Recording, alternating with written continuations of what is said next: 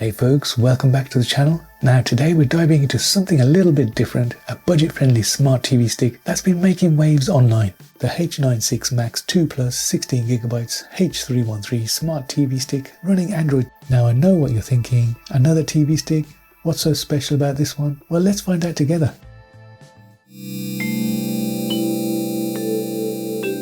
First off, here's the unboxing. It comes in a simple no-frills package that screams budget tech from a mile away. Inside you get the stick itself, a power cable and a Bluetooth remote. Nothing too fancy, but it's definitely looking compact and lightweight, ideal if you're not into bulky devices cluttering up your setup.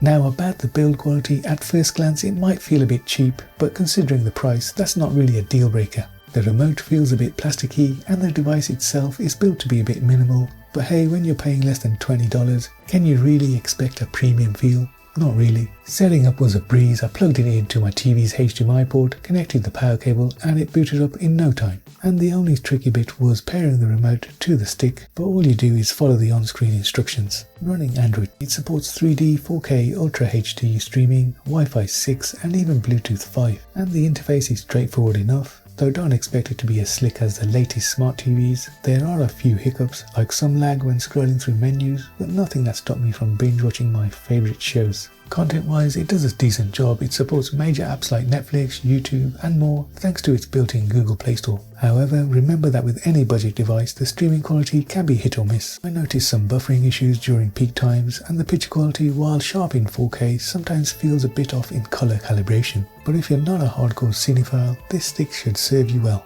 On a positive note, we do get 2GB of RAM and internal storage of 16GB. We're also getting a TV HDR mode, which you can set to SDR, HDR and Auto.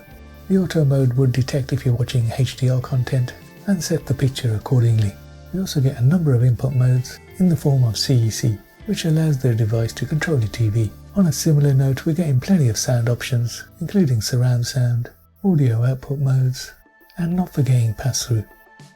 Now the other cool feature with the H96Max is this USB slot, and this port alone can unlock a whole load of opportunities. First up, you can expand the storage by simply plugging in a USB stick, and now you can install extra apps, store media files or even save your favourite games. Or you can connect peripherals like a wireless keyboard, mouse or even a game controller. Now checking the specs in AD64, I was surprised. It's got 4x ARM Cortex A53 cores, running at up to 1344 MHz with 64-bit architecture and 4 cores. Display wise, it's running at 1280 by 720p, which is a bit contradictory as it's advertised at 4K Ultra HD, but we are getting a refresh rate of 60Hz. Checking the Android version, we can see it's Android version 10 and not 14 as advertised, so that's a bit worrying. So what have we learned from that? Well, basically we're running on version 10 of Android and a resolution of 1280 by 720. Not 4K or Android version 14 as advertised. So take that how you want. We're at $16, I suppose. What do you expect? Now let's talk about the quirks. Much like getting scammed on some overpriced premium devices, remember that Temu fiasco? This stick has its share of surprises. The remote sometimes seems to have a mind of its own. I swear it's like trolling me, and the overall performance can be a bit of a roller coaster ride between hey that was smooth and hey what just happened. But isn't that just part of the charm of budget tech? Sometimes you love it, sometimes you just want to toss it out the window. So is the H96Max 2 Plus 16G H313 smart TV stick worth your hard-earned cash? Well, if you're on a budget and you need a basic device to turn your regular TV into a smart one, it's a pretty solid pick. Having said that, it's probably most ideal for a kid's room, where it's inevitably going to take a bashing. And obviously at this price you're not going to worry about it. And I don't think the kids are going to be too fussed about the resolution. Porcupines. But if you're looking for the top of the line media experience without any hiccups, you might want to invest a bit more. Just be prepared for the occasional moment where the tech might act up and give you a little laugh at its expense. Thanks for tuning in, and if you enjoy this honest, slightly sarcastic take on budget tech, hit that like button and subscribe for more reviews.